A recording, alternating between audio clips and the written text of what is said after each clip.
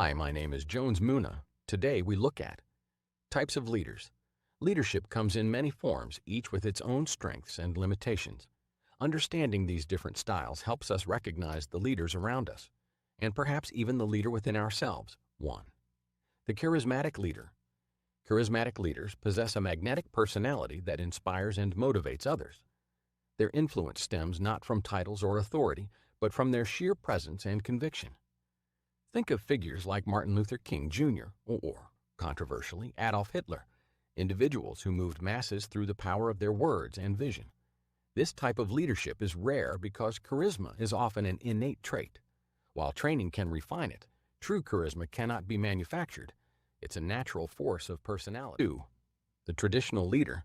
Traditional leaders inherit their roles through lineage, custom, or long-standing norms. Kings, queens, and tribal chiefs fall into this category.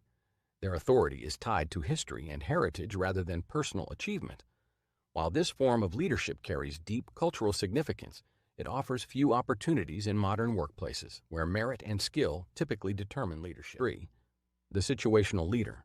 Some leaders rise to the occasion, not by design but by circumstance. A situational leader emerges when the right person is in the right place at the right time. Think of a team member stepping up during a crisis. However, because their influence is tied to fleeting moments, situational leadership often lacks the sustained impact needed in structured organizations. 4. The appointed leader. Appointed leaders derive authority from their formal positions, managers, CEOs, or government officials. Their power is legitimate, defined by hierarchy and structure.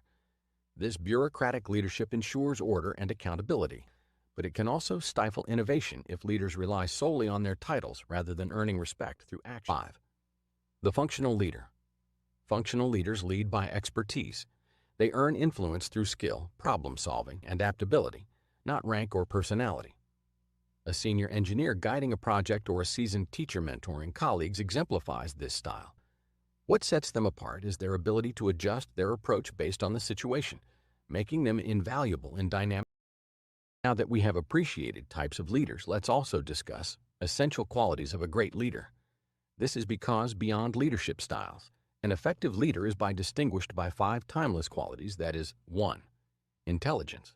Not necessarily academic brilliance, but sharp practical wisdom, the ability to grasp complex situations, make sound decisions, and apply common sense. 2. Integrity. A leader's moral compass sets the tone for the entire team. Integrity means adhering to strong ethical principles, earning trust through consistency between words and actions. 3. Persuasiveness. Great leaders don't just command, they convince. They articulate their vision so compellingly that others willingly follow, creating alignment and shared purpose. 4. Judgment. Understanding people's strengths and weaknesses and knowing how to deploy them effectively is a hallmark of strong leadership. A great leader maximizes team potential by placing the right people in the right role. 5. Loyalty. True leaders stand by their team. They defend their people against unfair criticism and remain devoted to both the mission and those working toward it. Loyalty fosters trust, commitment, and unity. In summary, leadership comes in many forms, each with its own strengths and limitations. Understanding these different styles helps us recognize the leaders around us, and perhaps even the leader within ourselves. There is no one best way to be a leader. Each individual, as well as their teams, organizations, and companies, requires a customized approach.